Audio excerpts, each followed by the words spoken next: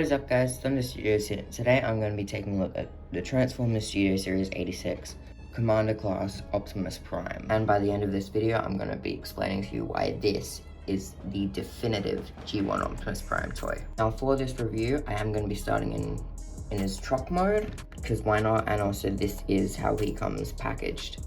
Just taking a look at the side profile of the truck mode, you can see that it's extremely accurate to the cartoon. And he just feels like really solid. And I really like all the paint on him, like you can see up there, the silver grills, the paint for the wheels down here. The only thing I'm not too fan of is the paint matching on this piece here. The red doesn't really match, and it's very noticeable in person. And also there are some quite hollow pieces on these. I'm aware there are some like knockoffs that do fix that. Let me know in the comments if you want me to review that. But just the entire trailer bed is just like, there's no gaps on it and you can barely even notice the feet sticking out. I don't really like that small gap in the back of the truck mode. Like, it's not the biggest deal in the world, but like, since this is the definitive G1 Optimus Prime, I would have liked if they had like another panel folding out or something like an accessory to cover that up, like the Earthrise version. For the front glass, it is, thanks to some knockoffs, it is painted silver behind, and these are just clear plastic inserts, but unfortunately you can sort of see like where they're slotted in, and that just doesn't look very good, but it is hardly noticeable. And also there's barely any panel lines. Like, there are a few, but they're not even noticeable, and yeah, I really like that. And you can see the Autobot logo there. And he has pinned on wheels. That means he rolls like a dream. And as you can see there, he has a nice trailer port. So let's talk about the trailer now. So the trailer here actually feels solid as well. It also does have pinned on wheels, which is very surprising for a trailer. And there are quite a lot of compartments and storage spots in this mode.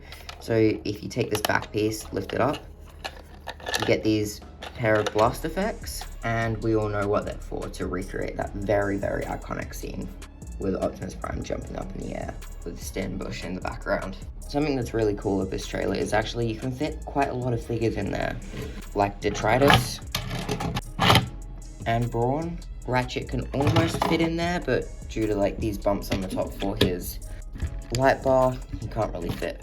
But if you turn it to the underside, there is some detail there, and you flip out the stabilizers and the front bit. I've also had this issue on Menasaw's trailer where when you're like sort of like playing about with it, this seems to fall down quite a lot. There you get the stabilizers. Open this, and there is the inside of the trailer. As you can see, there's a bunch of accessories. We will talk about that when we get to the robot mode, but it is really nicely detailed here. There's like these metal patterns for the cars to go, for the vehicles to go. These details on the side to mimic the original stickers. And something really cool, actually comes with Wheelie and the med bay.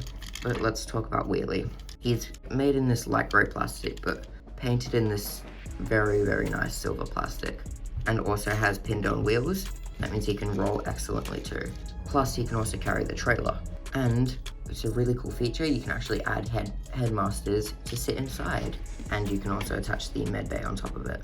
Just getting roller reattached. Speaking of the med bay, you just lift it up here and just fold out all the components. It's actually quite tall, and it has this cockpit piece that opens up. I'm not exactly sure what fits in there. Let me know in the comments if you know. And yeah, so that's pretty much it for the trailer.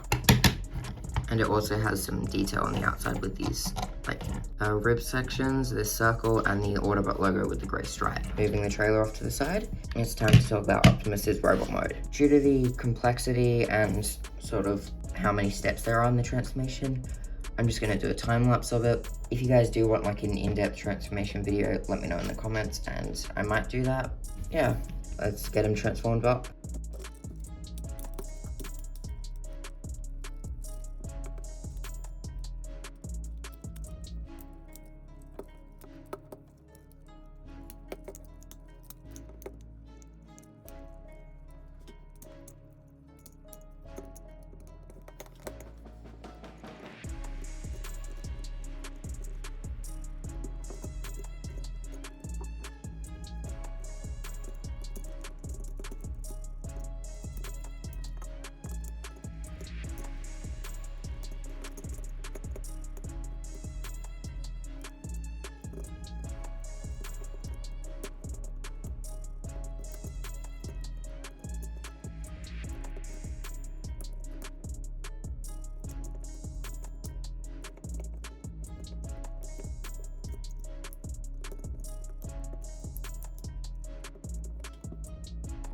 Here he is in all of his glory, and he looks fantastic.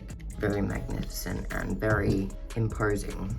Yeah, just straight up, this guy looks phenomenal.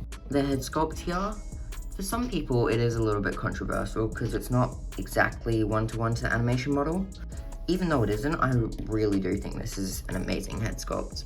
It really captures Optimus's personality, and I really like the eyes there. Fortunately, my ball joint sort of has like this issue where it like sort of jots back to the middle, but that's totally fine. As you can see, it has the arrows there, over there. It has some wonderful, very vibrant yellow paint for the front piece, and also the gray stripe down the middle, even though you didn't have that in alt mode. And you can see just the silver grille from the alt mode, and the gas canisters on the side, and just the greebling details for the legs. It's very, very like smooth. Not as smooth as the animation, but like compared to War for Cybertron, there's not much greebling details. And it even has like the stripes on the legs and turning him around to the back. Some people have an issue with the backpack. It's not a huge deal, but one thing I wish they did was like make 2 extra things, like attachments, to make it look like Sideswipe's jetpack, like the Lego Optimus Prime. That would have been pretty cool. And also, this piece sticks out way too far. But that's not the worst thing this figure does, in my opinion. Firstly is like these gaps in the legs. That's not the biggest deal in the world, but what is pretty bad is the QC on the smokestacks. I'm pretty sure everyone has this issue, but let me know in the comments if your figure doesn't. But they're very, very loose, and yeah, I might have to glue them after this review. But yeah, they're very disappointed in that.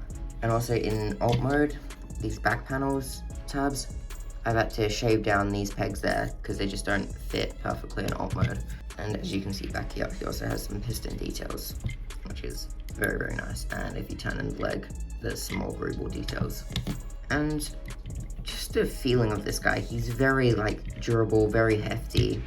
And speaking of that, his articulation, swivel at the head, arms go out that far, full 360, elbow bend to 90, bicep rotation, wrist rotation, articulated fingers and articulated index finger, waist joint, legs kick up to that far, back that far, out to the side that far, thigh rotation, a really, really good knee bend, and ankle tilt. So yeah, he has all the articulation you could wish for.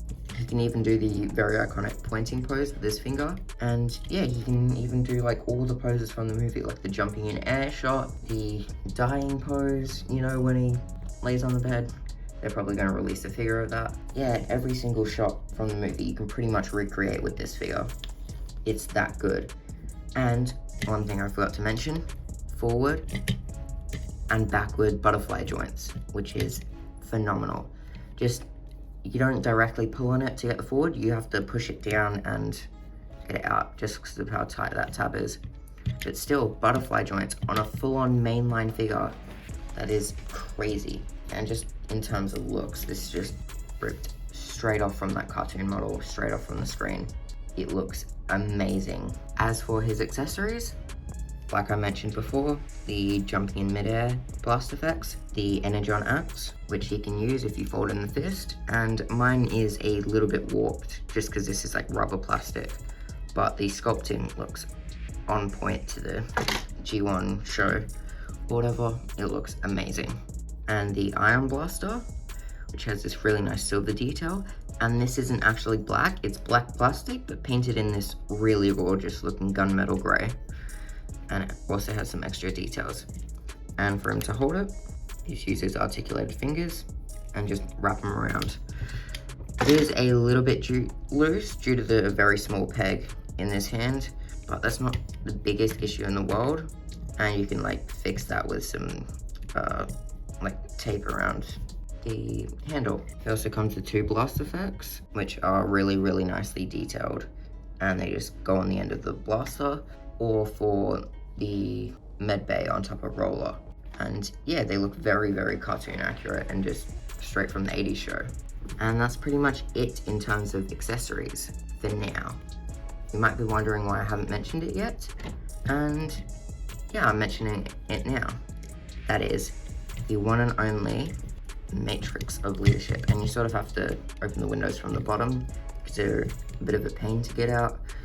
And he has this fully detailed matrix chamber, but this isn't painted. I really wish they painted it, but just getting out the matrix of leadership, and you can see there it's got this really nice light blue, like transparent plastic. You can see the bronze, the gold, and the silver, and of course he can hold it to recreate the very iconic pose of lighting your darkest hour.